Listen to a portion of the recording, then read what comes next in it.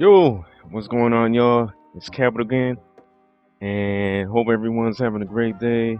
Yeah, man. So if you get a chance to watch my video, or I'm sorry, my last previous video, I appreciate you guys again, and I really do appreciate it. So yeah, man, I'm playing on one of my favorite maps in Black Ops series, or even in the Call of Duty series in general, which is Slums, and it's a traditional Treyarch 3-lane map, which I really like.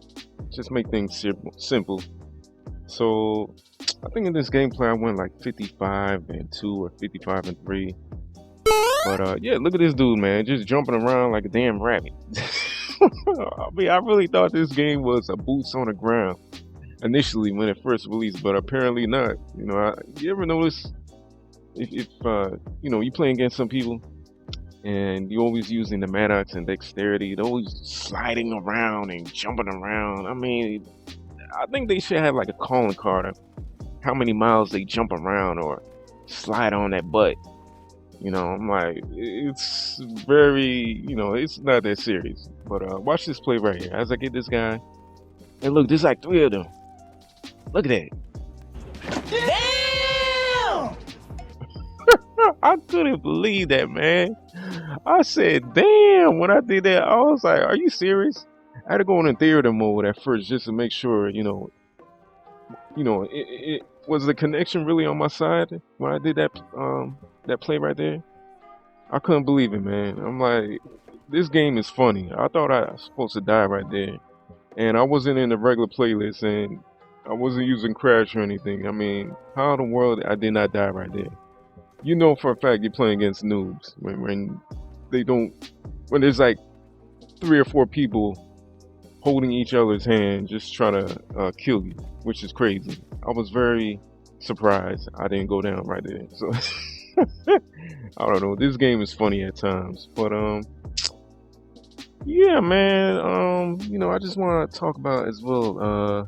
The Days of Summer update, which was recently released. This gameplay I actually recorded right before the Days of Summer update, which is what 1.18.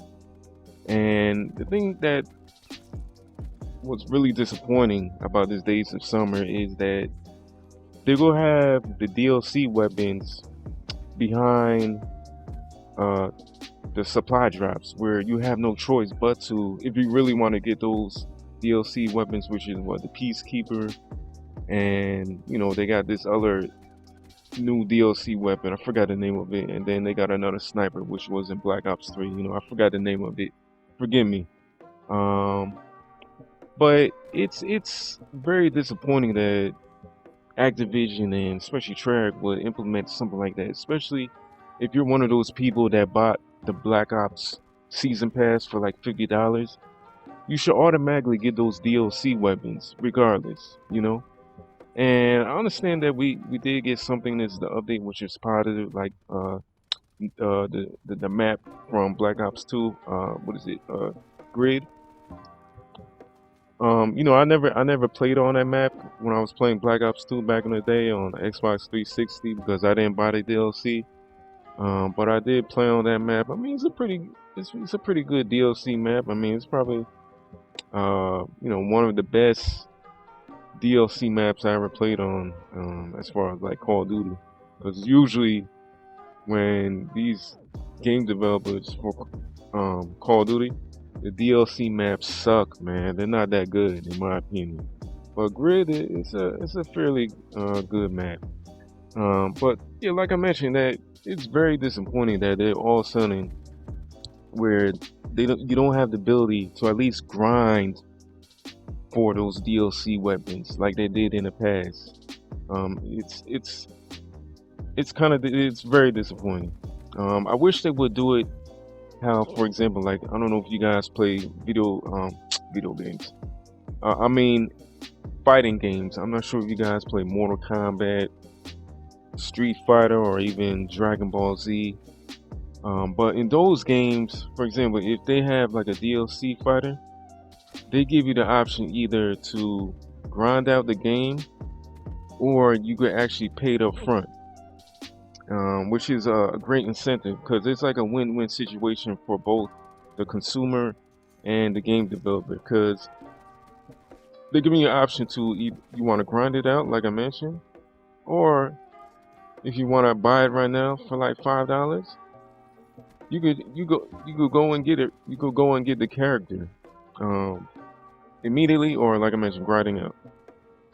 And I think Trek and Activision, they should give us, the consumer, the ability to give us the option, whether um if it's $3, $4, $5 to buy a DLC weapon, at least give us the option to purchase the DLC weapon, because I think it would be a win-win situation for Activision and the consumer. Even though I don't condone loot boxes or supply drops or whatever, I think it's very, how would I say? I mean, it would be very considerate for them to look out for the consumer, man. Stop being anti-consumer, Activision, and it's something that probably will never change, as long as Activision is in control. So, I mean, the only good thing is, like I mentioned, is the grid having that free DLC map, but it's unfortunate. So, from what I heard recently is that, like, one of these big YouTubers actually spent over what, 500, 600, 700, or even up to $1,000 just to get these DLC weapons for views. I mean, to me, if you got the money, I'm not telling people how to spend money, but just to get a digital weapon, it's not worth it. It's even not worth it for the views. But then again, you can't tell people what to do with their money. I mean, it's very disappointing that some people are really still supporting this supply drop system. And I just think that, obviously, I wish it would go away, but obviously it's not, knowing Activision. So, but yeah, man, that's all I gotta say. Hopefully you guys enjoy this gameplay, this decent gameplay. Me going off when I'm on, ESPN Top 10. As I stomp on these guys, man, I still can't believe I went ham after stomping on those 3 or 4 guys right there. But other than that, I hope you guys enjoy this gameplay, and I'm out. Take care, guys.